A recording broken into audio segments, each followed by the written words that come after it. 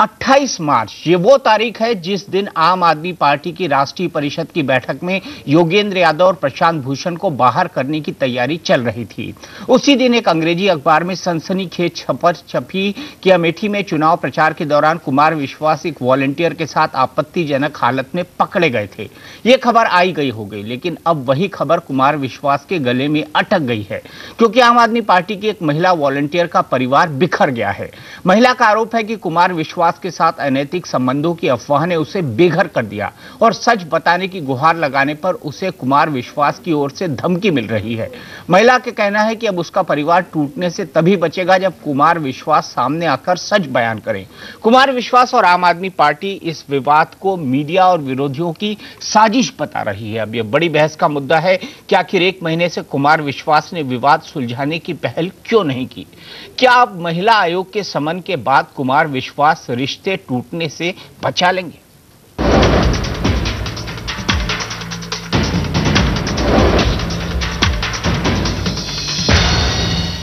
मेरे चरित्र पे वो कुछ भी कीचड़ उछाल देंगे और मैं चुपचाप सुन लूंगी।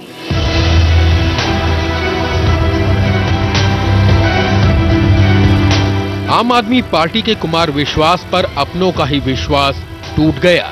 दिल्ली की एक महिला जो अपना घर परिवार सब भूलकर कुमार विश्वास का चुनाव प्रचार करने अमेठी गई थी, अब वही महिला कह रही है कि कुमार विश्वास के चक्कर में उसका परिवार टूटने की कगार पर है।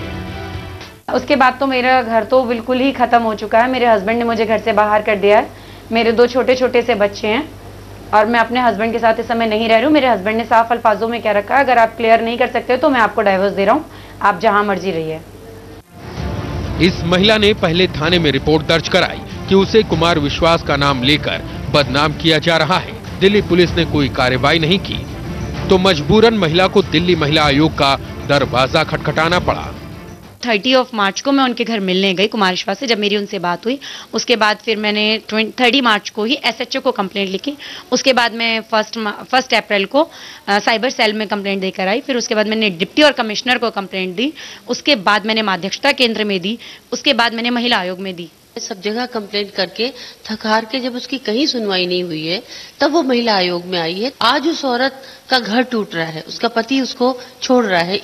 सिर्फ इस अवैध जो एक शक या जो भी शुबा बनाया गया है उसके ऊपर आरोप लग रहे हैं, तो उसको सामने आके कुमार विश्वास जी को क्लियर करना चाहिए और उसका घर बचाना चाहिए।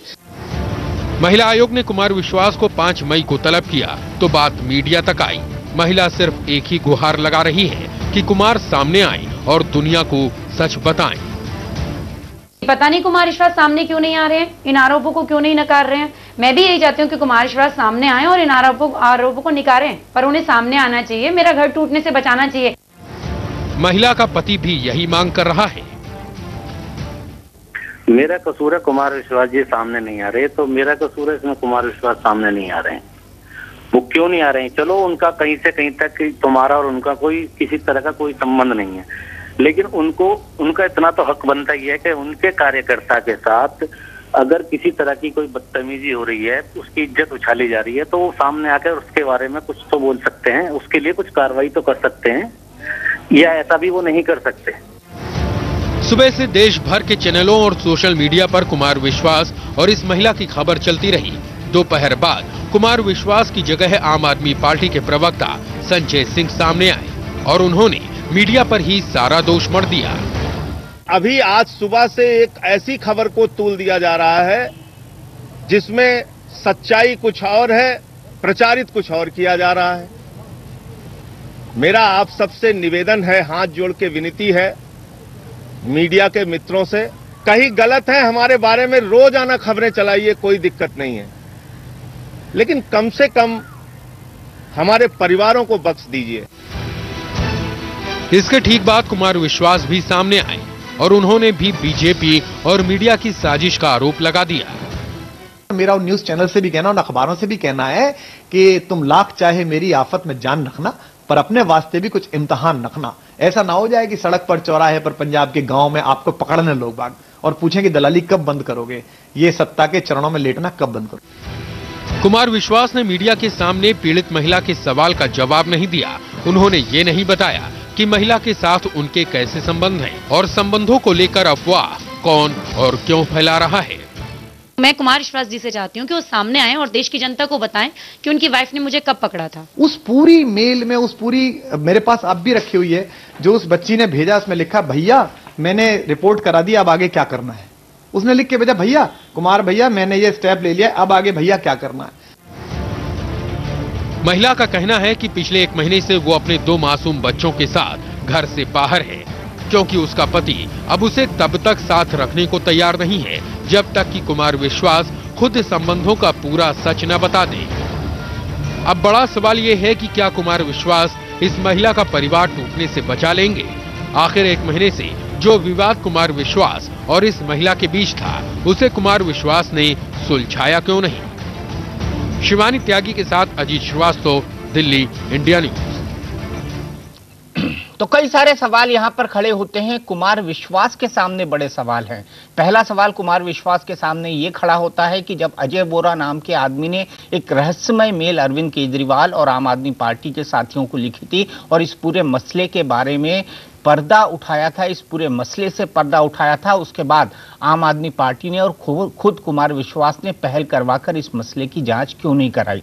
जब ये महिला बार बार गुहार लगाती रही तो कुमार विश्वास ने नैतिकता के तकाजे को ध्यान में रखते हुए इस महिला की गुहार क्यों नहीं सुनी। तीसरा बड़ा मसला ये आता है कि 2 महीनों तक ये दर दर भटकती रही, अरविंद केजरीवाल के घर गई, कुमार विश्वास के घर गई। कुमार विश्वास अपने घर पर मौजूद थे, लेकिन उन्होंने इससे ये क्यों कहा कि वो विदेश में हैं।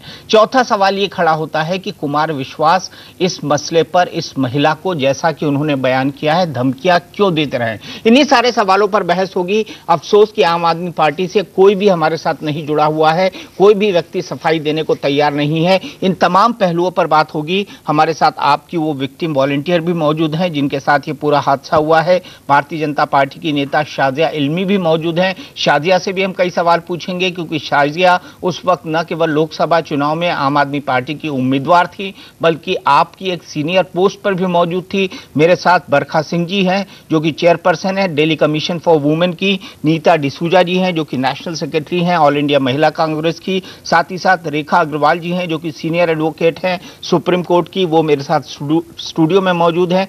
सबसे पहले मैं आपसे जानना चाहूंगा, मेरा पहला सवाल ये है कि आपने क्या कुमार विश्वास को कोई ऐसा पत्र लिखा था जिसमें आपने उनसे कहा कि मैंने रिपोर्ट लिखवा दी है, भैया अब आप मुझे बताइए कि मैं आगे क्या करूं? जी, मैंने उन्हें एक मेल की थी। क्या लिखा था उस मेल में?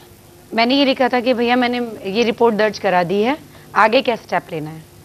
तो उनका क्या जवाब आया? कोई रिस्पॉन्स नहीं आया। तो अब वो मेल दिखाकर क्या साबित करना चाहते हैं, आपको क्या लगता है?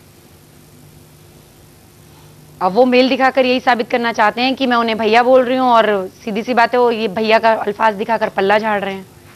आपको क्या लगता है वो क्यों पल्ला झाड़ रहे हैं? वो क्यों इस बात को पूरी दुनिया के सामने नहीं स्वीकार रहे हैं कि वो आपको जानते थे और ऐसा कुछ नहीं हुआ था या ऐसा कुछ नहीं हो रहा था जिसके चलते उनको छुपना पड़े या उनको क्लैरिफिकेशन न देना पड़े?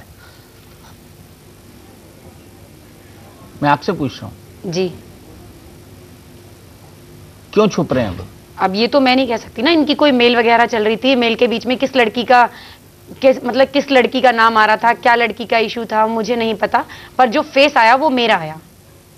जो फेस आया वो आपका है? जी बिल्कुल, फेस मेरा आया और फेस के ऊपर स्टेटस लिखा हुआ था, ये महिला कार्यकर्ता वो है जो कुमार विश्वास के साथ सोती हुई आपत्तिजनक स्थिति में उन्हीं की धर्मपत्नी ने रंगे हाथों पकड़ा।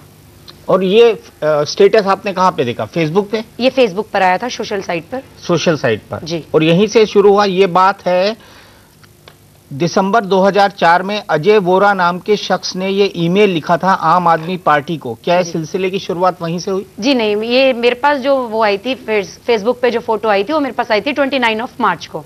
29 मार्च? जी, उससे पहले मुझे पता ही नहीं था। उससे पहले आपको जानकारी नहीं? जी नहीं, मुझे जानकारी नहीं थी। और जब आई तब आपने क्या कदम उठाया? जब ये आई तो मैं कुमार विश्वास के घर गई, कुमार विश्वास से मिलने।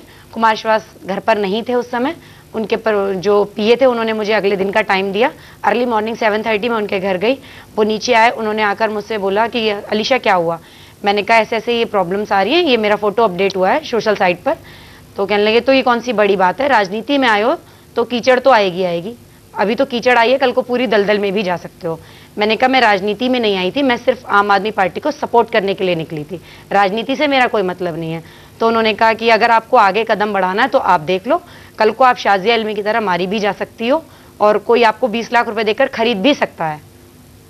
फिर आपने क्या कहा? तो मैंने ये कहा कि कोई बात नहीं, अगर शाजिया इल्मी की तरह मैं मारी जाऊंगी मुझे कोई डर नहीं है। अगर कोई मुझे 20 लाख रुपए देकर खरीदेगा तो एक महिला की इज्जत इतनी सस्ती हो रही है, एक महिला के पास सिर्फ इज्जत होती है, अगर वो 20 लाख रुपए में बिक जाएगी तो उसका समाज में रहने का कोई फायदा ही नहीं है।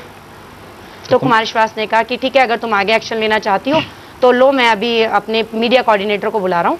उन्हें अपने मीडिया कोऑर्डिनेटर को बुलाया, 3 घंटे बाद मीडिया कोऑर्डिनेटर आया, 7:30 बजे से बैठे हुए 10 बजे मीडिया कोऑर्डिनेटर आया, 10-11 बजे। उन्होंने आकर मुझसे ये पूछा कि अलीशा क्या मैटर है, सारा एक्सप्लेन किया, मैंने उन्हें भी बताया। तो उन्होंने कहा कि अलीशा बेस्ट होगा कि आप यहाँ से बैक हो जाओ।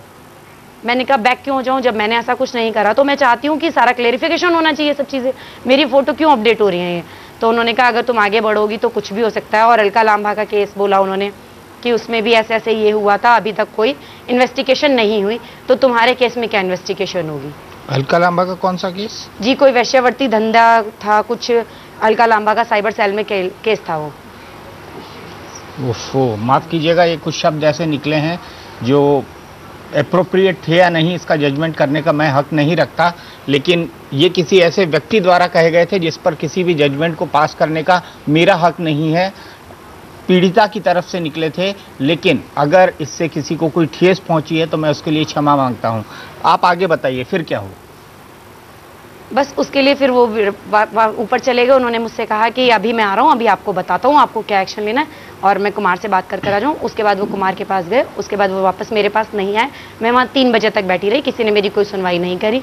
उससे पहले मुझसे कहा जा रहा था कि मीडिया कोऑर्डिनेटर आएगा और आपको लेकर जाएगा, आपकी FIR वगैरह करवाएगा, सारा प्रोसीजर ये आपको बताएगा, लेकिन उसके बाद वो नहीं आया मेरे पास। मैं 3 बजे तक बैठी रही। जितने भी लोग वहाँ मेरे पास आए सबने मुझे यही कहा कि अगर आगे जाओगी तो आपकी बदनामी होगी, यहीं से बैक हो जाओ। फिर उसके बाद आप दूसरी बार कुमार विश्वास के पास गई? 2 दिन बाद मैं कुमार विश्वास के घर गई, लेकिन कुमार विश्वास नहीं मिले। उनका जो PA था उन्होंने कह दिया कुमार विश्वास बाहर गए हुए हैं। फिर उसके बाद फिर मैं एक बार गई, अपने दोनों बच्चों के साथ गई थी, तब भी कुमार विश्वास नहीं मिले। उनका PA था अकेला उनके ऑफिस में, उसने तब भी मुझे यही ऑप्शन बोला।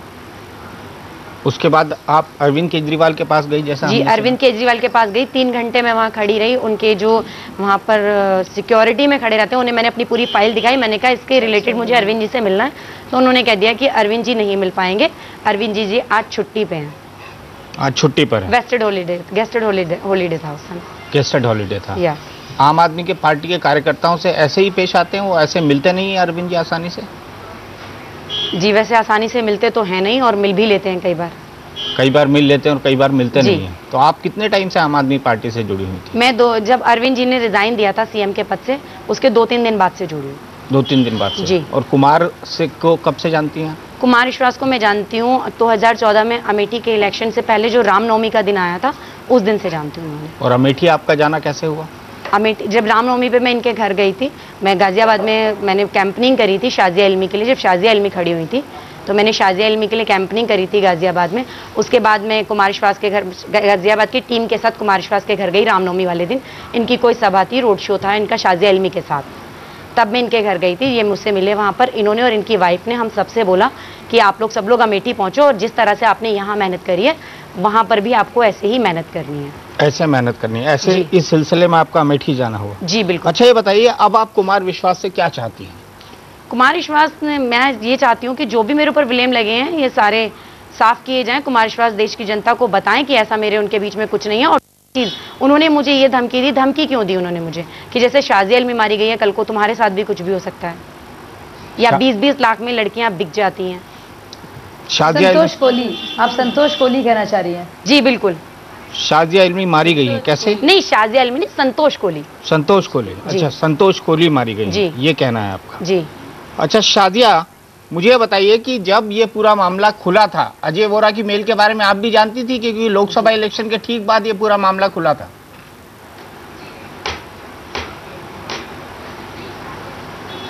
नहीं, मैं जानती हूँ जो पीड़िता है ये गाजियाबाद के इलेक्शन में ये ज़रूर आई थी। मैं समझ गई ये कौन है। ये आई थी, इन्होंने काफ़ी हेल्प भी की। और जब मैं अमेठी भी गई थी कैंपेन करने के लिए, तो मेरे जाने के 2-3 दिन बाद मैंने इनको देखा, मेरी काफ़ी बातचीत भी इनसे हुई। तो ये कैंपेन करने आई थी, इनके साथ में और भी महिलाएं थी। तो ये कैंपेन करने के लिए वहाँ आई थी। और ऐसी बहुत सारी बहुत महिला वॉलंटियर्स थी जो खुद के पैसे खर्च करके आती थी और अपना वक्त वहाँ पे सिर्फ सेवा के भावना से काम करती थी। मुझे आप समझ में आ रही है सारी बात कि मुझे ऐसा लगने लगा है कि शायद किसी और महिला का कहीं कुछ रहा होगा मामला कथित तौर पर, और इनका नाम और इनका फोटो इस्तेमाल हुआ है, जिसके वजह से इनको बहुत तकलीफात पेश हो रही हैं, जो जाहिर है। तो इसकी वजह से इनके घर वाले भी और जो पूरा एक होता है सोशल स्टैंडिंग में बहुत असर पड़ा है। तो इस मामले में अगर वो पहले से कोशिश कर रही थी कि मामले में सफाई सामने आए हो, इनका नाम हटाया जाए, क्योंकि इनका कुछ लेना देना नहीं है। ये बात ये भी वेरीफाई कर रही है जो कुमार ने की थी कि उन्होंने बाकायदा खत लिखा भैया कहकर कि मैंने रिपोर्ट भी दर्ज कराई है। तो जो महिला रिपोर्ट दर्ज करा रही है, रोज़ाना सुबह शाम जा रही है, बच्चों के साथ जा रही है, खुलकर अरविंद जी से मिलना चाह रही है, कुमार विश्वास जी से, तो जाहिर सी बात है वो अपने नाम को साफ करना चाह रही है इसमें।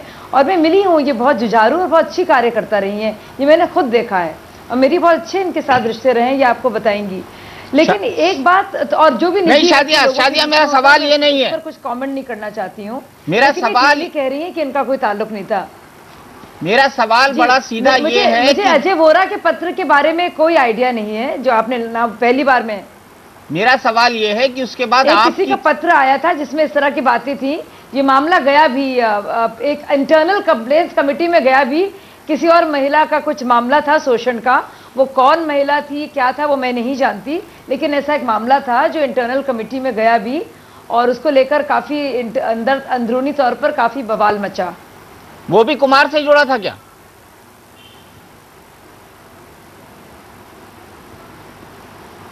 जी, और ये बात सामने भी पहली बार आई थी और उस पर कुमार विश्वास बोले भी थे, और कई चैनलों में भी इसको दिखाया गया था कि वो कुमार विश्वास से ही जुड़ा मामला था, लेकिन इनके नाम से वो नहीं जुड़ा था। किसके नाम से जुड़ा था ये मैं नहीं जानती, लेकिन ये ज़रूर है कि मामला पहले आया था कि कुछ है इंटरनल कमेटी में, कुछ ऐसी बात गई थी, कुछ ऐसे बात थी, किसी महिला ने कुछ आरोप लगाए थे जिसकी जांच की मांग की गई थी। नहीं तो ये आरोप यही आरोप थे या कोई दूसरे आरोप थे? क्या वो आरोप किसी महिला ने लगाए थे कुमार विश्वास के खिलाफ?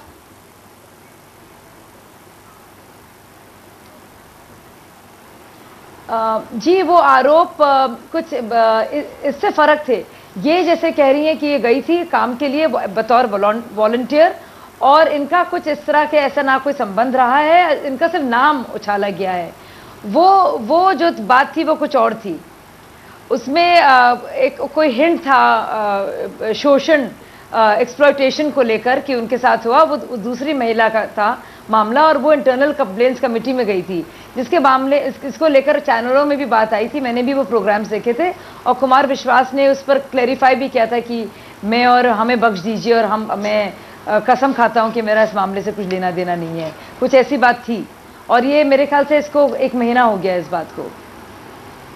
अच्छा, तो आप कह रही हैं कि ये मामला उससे जुदा था। आगे बढ़ते हुए शादिया, जब इस तरह के मामले हो रहे थे तो क्या आपको नहीं लगा कि आप एक आम आदमी पार्टी की जिम्मेदार सदस्य होने के नाते, साथ ही साथ एक महिला होने के नाते, आपके अंदर खड़ी हो और कहें कि महिलाओं के साथ इस तरह का व्यवहार कम से कम आम आदमी पार्टी जो नैतिकता की बात करती है, जो मूल्यों की बात करती है, जो महिलाओं के अधिकारों की बात करती है, जो 50% आबादी को उनके हक की बात करती है, उनके लिए खड़ी हो, खड़ी होने के साथ साथ उनको पूरी स्वतंत्रता दिलाए। जितने टाइम आप में आप रही, आपने ऐसा क्यों नहीं किया?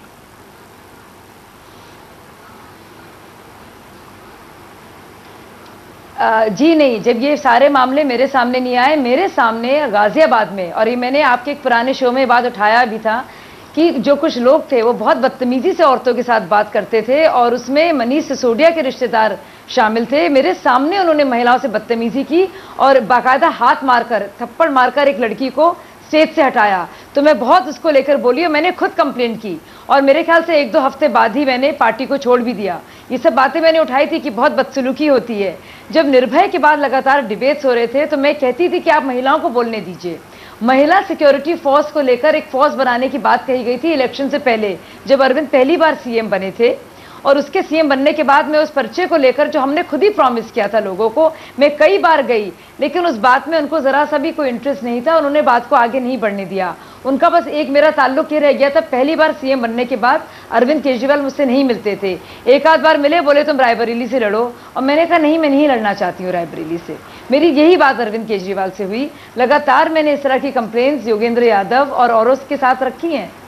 तो ये बात जो वोरा जी का ये खत था, ये इंटरनल कंप्लेंट्स की बात थी, ये इस बार जब चुनाव हुआ था मेरे छोड़ने के 9 महीने बाद, तब ये बात सामने आई थी। बरखा जी, किस तरह का केस बनता है कुमार विश्वास के खिलाफ? कानूनी तौर पर क्या एक मजबूत केस है कुमार के खिलाफ, और किस तरह का स्ट्रक्चर पास कर सकती हैं आप उनके खिलाफ? देखिए, जहाँ तक सवाल इस महिला की कंप्लेन का है, अब उन्होंने अब जाके आके अगर यही काम वो पहले कर लेते तो शायद ये मामला इतना आगे नहीं बढ़ता। ये महिला इतने दिनों से भटकती फिर रही थी। अब केस ने नया मोड़ ले लिया है। जिस तरह से उन्होंने, इस महिला ने आपको बताया कि उनके घर पे उन्होंने इसको धमकाया कि अगर तुम उसमें कंप्लेन करोगी तो तुम्हारे साथ भी वही हादसा हो सकता है जो संतोष कोहली के साथ हुआ था, और तुम्हारी जैसी लड़कियां जो है वो 20-20 लाख रुपए में बिक जाती हैं। ये कंप्लेन इन धमकी दी कि देखिए अगर आप एक ऐसे करिए नहीं तो संतोष कोहली जैसा आपके ऊपर भी वो हो सकता है, आपका अंजाम हो सकता है। ये अगर धमकी दी है, बहुत सारे मुद्दे हैं, अगर धमकी दी है तो धमकी देने का अपराध, एक मिनट में कंप्लीट कर देती हूँ, धमकी अगर दी है तो वो अपराध बनता है। बदनामी करिए तो डिफेमेशन का अपराध बनता है। परंतु ये कहना कि जी वो आगे आपकी डिफेंस के अंदर क्यों नहीं आ रहे, ये कोई तरह का अपराध नहीं बनता। ये जो पीड़िता है उनका और उनके पति का निजी मामला है। हाँ, परंतु जो 2 बातें हैं कि जो संतोष कोहली वाला आपके साथ हो सकता है, आपके साथ भी वो हादसा हो सकता है, ये एक धमकी देने वाली बात है। इसके अंदर 506 की ये कंप्लेंट, दफा 506 इंडियन पीनल कोड के तहत कंप्लेंट कर सकती हैं। डिफेमेशन करिए तो सेक्शन 498 इंडियन पीनल कोड के तहत ये पुलिस में जाके अपनी एफआईआर को दर्ज कर सकती है, या साइबर सेल के अंदर कंप्लेंट कर सकती है कि जी ये जो मेरी फुटेज दिखाई जा रही है ये बिल्कुल गलत है, मैं वो महिला नहीं हूं, ये किसी और का चेहरा जो है ये इसके अंदर लगाया जा रहा है। तो आईटी टेक्नोलॉजी एक्ट के तहत भी कंप्लेंट बन सकती है। नेता जी एग्री करती है रेखा से? देखिए, Rekha ji is talking on a legal term, but यहाँ पे I would like to add things not only legally but also with a little politics, क्योंकि जब एक महिला पॉलिटिक्स में आती है या कोशिश करती है पॉलिटिक्स में आने की, तो वो एक एटमॉस्फेयर देखती हैं, एक एटमॉस्फेयर, अ सेफ एटमॉस्फेयर। कहीं ना कहीं ये जो हमारे साथ जो पीड़ित बहन है, उन्होंने आप पार्टी के अंदर एक सेफ एटमॉस्फेयर की अपेक्षा की, क्योंकि वो पॉलिटिक्स में जब आए, आम आदमी पार्टी जब एक पार्टी बनी, तब बड़ी बातें की, महिला सुरक्षा की बातें की, ट्रांसपेरेंसी की बात की, और आज आपके पास आप पार्टी के एक सदस्य हैं, she is a member of the party, और वो खुद जब ट्रांसपेरेंटली जब वो अपने लीडरशिप के पास गई अपने बात रखने के लिए, तब उनकी बात की सुनवाई नहीं हुई। वो ये नहीं कह रही है कि वो तब सिचुएशन ये नहीं था कि वो कुमार विश्वास जी पे आरोप लगा रही थी।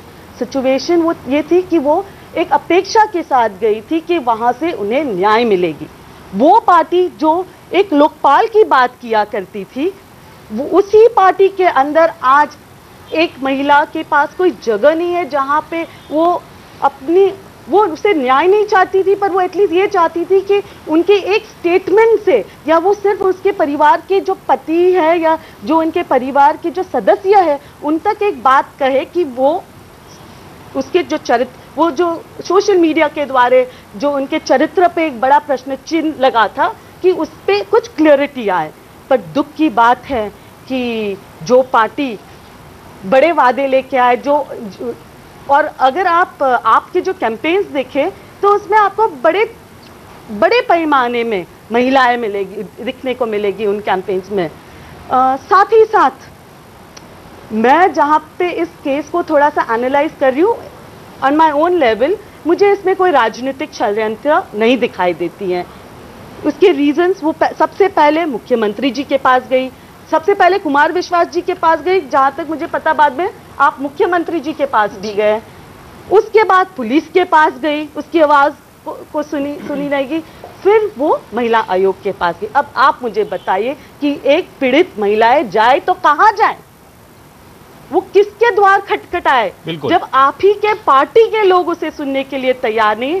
See this is another point कि जरूर इस पे सोशल मीडिया के द्वारा जो फुटेज जिसके कारण इस महिला की जिंदगी पे कि जो एक इनसिक्योरिटी बन गया इसके जिंदगी का, social media should also be question, क्योंकि we are in a society.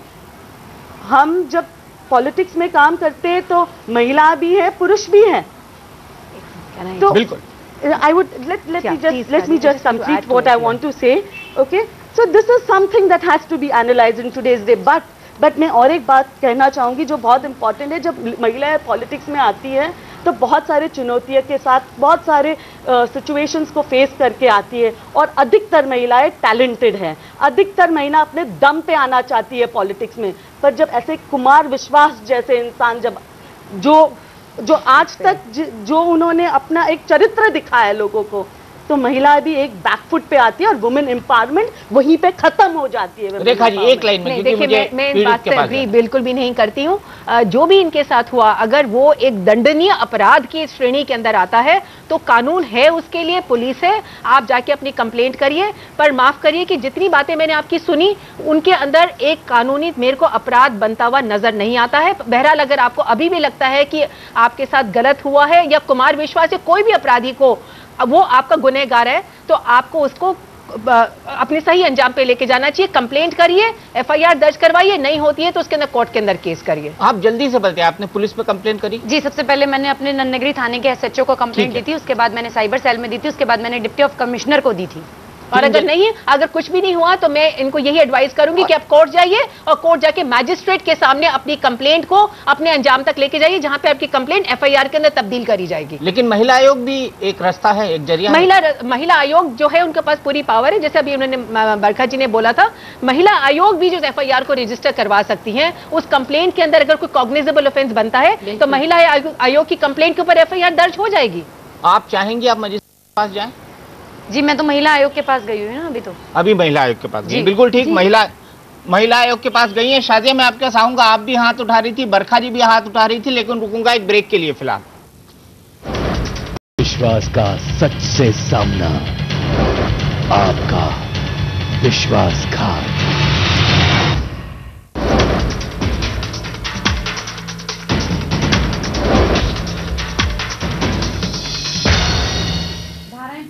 तो क्या कोई सिखा पढ़ा रहा था पीड़िता को? इसी सवाल पर हम आएंगे इस आखिरी चंक में, और हम बात करेंगे सीधे जगत अवाना से, जो कि एक पत्रकार हैं। जगत जी, आप क्यों सिखा पढ़ा रहे थे पीड़िता को?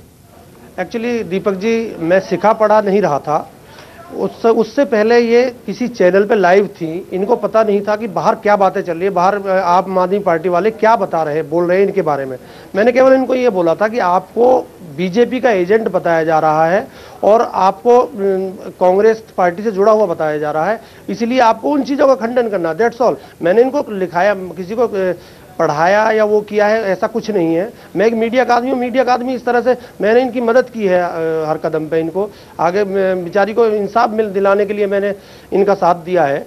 और अब ये इन चीज़ों को, इस चीज़ से हटके इन चीज़ों पे बहस करने के लिए आम आदमी पार्टी फालतू फंड में इस बवाल मचवाना चाह रही है कि एक आदमी पढ़ा रहा था। मेरा किसी से लेना देना नहीं है। मैं एक पत्रकार हूँ, 19 साल से पत्रकारिता अखबार चलाता हूँ, दैनिक अखबार है मेरा नोएडा में। तो मैं केवल उसको ये बता रहा था कि तुम्हारे लिए ये बातें बाहर चल रही हैं, आपको इन्हें खंडन करना है, दैट्स ऑल। आपको खंडन करना, आपने सिर्फ यही कहा, इसके अलावा कुछ नहीं? मैंने ये कहा कि आपको खंडन करना, और जो बातें आपके साथ हुई हैं वो बोलिए आप इनसे। आपको धमकी कोई दे रहा है, क्या कर रहा है, सब चीज़ बोलिए आप, क्योंकि सारे मीडिया पर्सन उस समय बाइट ले रहे थे इनकी। तो मैंने कहा सबसे बोलिए कि मेरे साथ ये हो रहा है, ये हो रहा है। तो अगर इसमें कोई गुनाह है सर, अगर किसी की मदद करना गुनाह है तो मैं गुनहगार हूँ। मैंने कोई गुनाह नहीं किया किसी महिला की जो पीड़ित है बेचारी, जिसका परिवार टूट गया एक आदमी की, नेता की वजह से, और नेता उस पर बोलने के लिए तैयार नहीं है।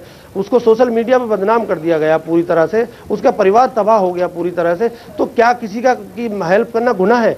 लेकिन जगत अवाना जी, एक पत्रकार का काम किसी पीड़ित को सलाह देना होता है क्या? सर सलाह नहीं दी मैंने, सर सलाह नहीं दी है मैंने, मैं सलाह नहीं दे रहा था। मैं केवल ये बता रहा था कि आपके लिए ये बातें चल रही है और आप अपनी पूरी बातें रखिए।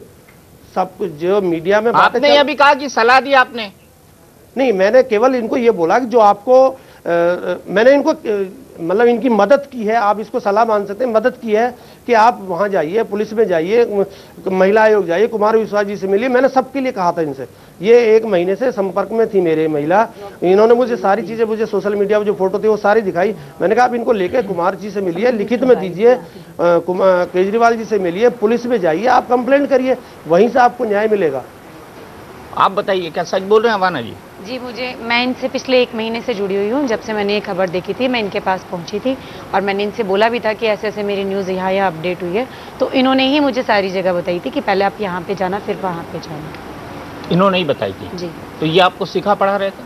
नहीं, सिखा पढ़ा नहीं, आरोप लग रहा था, आप पे भी आरोप लग रहा था कि आपको किसी ने सिखा पढ़ा दिया है, मुझे और वेबसाइट पर बकायदा चल रहा है, ट्रेंड कर रहा है। सर दीपक जी, मैं बोलूं कुछ? हाँ, बिल्कुल बोलिए। सर, मुझे क्या फायदा होगा सिक्का पढ़ाने का, ये आप मुझे बताइए, मुझे क्या फायदा? मैं कोई पॉलिटिकल आदमी नहीं हूं, मैं एक छोटा सा दैनिक अखबार चलाता हूं नोएडा में। मुझे क्या फायदा होगा कि मैं कुमार विश्वास से मेरी कोई जाति दुश्मनी नहीं है, और मैं ना ही कुमार विश्वास को जानता हूं, बस एक वो है, फेम है, बस इस तरह सब लोग जानते हैं उनको। मैं क्यों पढ़ाऊंगा? मैं केवल इनको ये बता रहा था कि तुम्हें ये बोलना है कि तुम्हारे साथ जो हुआ वो बोलिए, सीधा बोलिए। तुम्हारे ऊपर ब्लेम लग रहा है, तुम्हें दूसरी पार्टी को एजेंट बताया जा रहा है, उसका क्लैरिफिकेशन करिए कि तुम किसी पार्टी की नहीं हो। अगर हो तो बोलो, नहीं हो तो बोलो। वो तो कह रहे हैं कि बीजेपी वाले बदनाम कर रहे हैं, वो आपको कह रही हैं कि आप बीजेपी के एजेंट हैं, मीडिया वाले दलाल हैं बीजेपी के। सर, बीजेपी मेरे लिए कह रहे हैं? नहीं, मैं इनको कह रहा हूँ। सर, ये तो आम आदमी पार्टी के लोग कह रहे हैं ना कि मैं बीजेपी की एजेंट हूँ। आज मेरे ऊपर ये केस आ गया, मैंने ये मुद्दा आगे लिया, तो मैं आज बीजेपी की एजेंट हो गई। जब मैं इनके लिए हर गांव में जाकर वोट मांग रही थी, जब मैं बीजेपी की एजेंट नहीं थी। कहीं ना कहीं उन्होंने मीडिया को भी कहा है ये बात कि media is the agent who is trying to तो ये सारी जो बातें हैं, इट्स टेक्स यू नोवेयर। आज के तारीख में जो नेसेसिटी है, मैं तो ये पत्रकार को तो मैं शाबाशी देना चाहूंगी कि इन्होंने एटलीस्ट उसे गाइड किया, और उनकी अगर आप बातों को देखें तो उन्होंने उनको ये भी गाइड कहा कि आप केजरीवाल जी से मिलिए। केजरीवाल, हाँ, जगत अवाना जी बोलिए। दीपक जी, मैं जब इन लोगों के पास, आम आदमी, आपने देखा होगा पिछला इतिहास भी, जब इनके पास कोई चीज बचती नहीं है तो ये सीधा मीडिया को निशाना बनाते हैं। इनके पास और कुछ नहीं होता। कुमार विश्वास क्यों नहीं आते सामने इनसे सफाई देने के लिए? अपनी बीवी को सामने लाए, मना कर दें कि मेरे इससे संबंध नहीं है, एक का परिवार टूटने से बच जाएगा। और सर, मैंने मदद की है, मैं कह रहा हूँ मदद की है मैंने, लेकिन मदद का मतलब ये थोड़ी है कि मैं इसको पढ़ाऊंगा, सिखाऊंगा। क्या ये इसे पता नहीं क्या करना चाहिए, क्या नहीं करना चाहिए? मैंने कोई गलत बात नहीं की। केजरीवाल जी के पास भेजा मैंने, इनको लिखित में दे के आई है, वहाँ पे केजरीवाल जी नहीं मिले इनसे। कुमार विश्वास के यहाँ मैंने रिमाइंडर पे रिमाइंडर इनसे भिजवाए कि आप पहले पूरा पेपर फॉर्मेलिटी करिए, तब सारी चीज़ें होंगी। अब महिला आयोग मैंने भेजा, और एक और कौन सी महिला संस्था, उसमें मैंने इन्हें भेजा। मैंने कहा आप जाइए, पूरा अपना करिए, अगर पहले आप कोशिश करिए कि आपको दूर से न्याय मिल जाए। मीडिया में आप बाद में आइए। मीडिया में जब आता है आदमी, जब बिल्कुल टूट जाता है। आप मुझे बताइए ना, कौन सा नेता है जो दूध का धुला हुआ है? ये मेरे लिए कह रहे हैं कि मैं कांग्रेस का एजेंट हूँ या वो एजेंट हूँ। मैं कहाँ से कांग्रेस का एजेंट हूँ? या मुझे, मेरा 19 साल से अखबार है, मैं अखबार का संपादक हूँ। माफ करिए जगत जी, आपकी बातें बाकी तो सब बिल्कुल ठीक है, मैं अग्री करती हूँ कि आपने इनकी मदद करी या गाइड किया या सलाह दी, परंतु जो आपने अभी कहा कि कुमार विश्वास क्यों नहीं आके सफाई देते, मैं आपकी इस बात से अग्री नहीं करती। कोई भी व्यक्ति के ऊपर कानूनी तौर के ऊपर या नैतिकता के आधार के ऊपर भी कहीं पर भी ये जिम्मेदारी नहीं बनती कि किसी और का परिवार टूट रहा है, और अगर मेरी आत्मा बिल्कुल निर्दोष अपने आप को समझती है, तो मैं जाके किसी के मेरे को कोई, मेरे पर कहीं पर भी जिम्मेदारी नहीं बनती। माफ करिए, मुझे कंप्लीट करने दीजिए। बरखा जी प्लीज मुझे कंप्लीट करने दीजिए। देखिए एक मिनट प्लीज मुझे कंप्लीट करने दीजिए। आप प्लीज डोंट इंटरप्ट मी, है ना। अगर कुमार विश्वास को लगता है कि वो सफाई नहीं देना चाहते, तो ये उनका निजी फैसला है। आप एक मीडिया में किसी भी व्यक्ति के बारे में इस तरह से खबर को लेकर ये नहीं कह सकते कि क्यों नहीं सफाई दे रहे। चलिए ठीक है, जगत से जवाब ले लेते हैं, फिर बरखा जी के पास। बोलिए जगत, जल्दी से। देखिए मैडम, मैं ये नहीं कह रहा कुमार विश्वास को आना चाहिए, लेकिन उनकी वजह से कहा था। नहीं, मैं ये कह रहा हूं, मैं उसी बात का आपको जवाब दे रहा हूं। मैंने ये कहा था कुमार विश्वास के साथ उनकी फोटो है, कुमार विश्वास की वजह से उनका परिवार टूट रहा है। तो क्योंकि कुमार ये आम आदमी पार्टी की वॉलंटियर रही हैं, क्या फर्ज नहीं बनता है कि नेता का कि उनकी अपनी वॉलंटियर की मदद करे? ये फर्ज तो बनता है, ये फर्ज तो बनता है, ये फर्ज बनता है। भैया कहते हैं जिनको। अच्छा बरखा जी, क्विकली आपका क्लोजिंग कमेंट, क्योंकि वक्त खत्म हो गया है मेरे पास, क्विकली एक लाइन में।